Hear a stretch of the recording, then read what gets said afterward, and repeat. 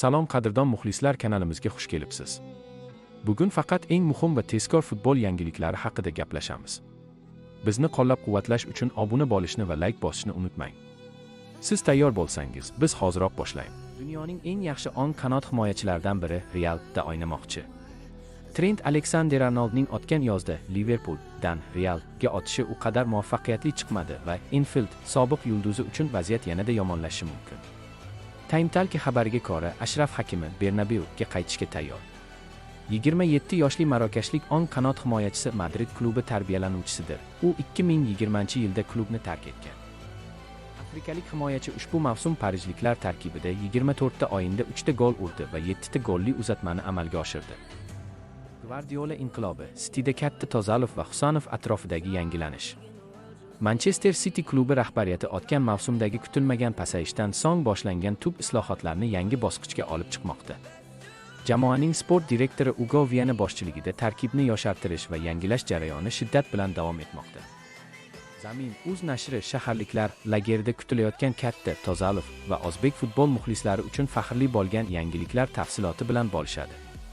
Yevropa futbolida o'z hukmronligini qayta tiklashga intilayotgan Pep Guardiola kelasi mavsum uchun tarkibni tubdan qayta qurishni maqsad qilgan. Chempionlar Ligasidagi muvaffaqiyatsizlik va Arsenal kabi raqobatchilarning bosimi Etihad egalarni keskin qarorlar qabul qilishga majbur etmoqda. Yangi davr qahramonlari e'tiborli jihati shundaki, Manchester City'dagi yangilanishlar zanjiri 2025-yilning yanvar oyida Abduqodir Husanovning kelishi bilan boshlangan edi. Bugunga kelib, hamyurtimiz bilan birga Gianluigi Donnarumma, Umar Marmush va Tijani Reinders kabi ijrochilar jamoaning asosiy o'zagiga aylanib ulgurdi. Biroq yangilanishlar to'xtab qolgani yo'q. City Hitra nashrining xabariga ko'ra, kelasi yozda naqd 2 nafar futbolchi jamoani tark etishi mumkin. Qora ro'yxat kimlar ketadi? Jamoa rahbariyati tajribali, ammo Pepning yangi tizimiga mos tushmayotgan yoki shartnomasi yakunlanayotgan futbolchilar bilan xayrlashishga tayyor.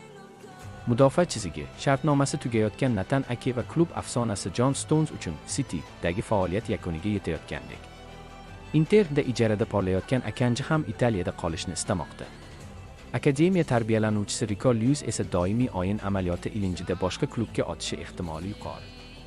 Yarim himoya va hujum, jarohatlar va raqobat sababli Mateo Kovacic hamda Calvin Phillips jamoa rejalaridan chiqib qolgan. Klub uchun eng og'riqli yo'qotish Bernardo Silvaning ketishi bo'lishi mumkin. Portugaliyalik yulduz yangi chaqiriqlarni qabul qilishga qaror qilgan. Yulduzli zaxira Jack Grealish Evertonda ijarada va James Trafford kabi o'yinchilar ham asosiy tarkibdagi o'rinlarni yangi kelganlarga boy berib qo'yishgan. Abduqodir Husanov City'ning kelajakdagi qorgoni. Ushbu katta o'zgarishlar fonida o'zbekistonlik himoyachi Abduqodir Husanovning mavqei tobora mustahkamlanib bormoqda. 22 yoshli futbolchimiz qisqa fursat ichida Guardiolaning eng ishonchli vakillaridan biriga aylandi.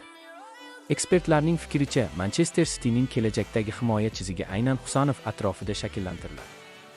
Uning barqaror o'yini, sovuqqonligi va taktik jihatdan tez moslashuvi klub mutasaddilarini Stones yoki Ake kabi tajribali himoyachilardan voz kechishga undayotgan asosiy omillardan biridir.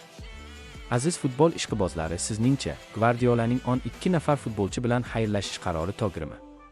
Abduqodir Husanov kelasi mavsumda City'ning sardori yoki asosiy yetakchisi bo'la oladimi? Fikrlaringizni kommentariyaga yozib qoldiring. E'tiboringiz uchun rahmat. Futbol olamidagi eng qaynoq voqealarni biz bilan kuzatishda davom eting. Kanalga obuna bo'ling va qo'ng'iroqcha tugmasini bosib qo'ying. Ertangi yangiliklarda ko'rishguncha omon bo'ling.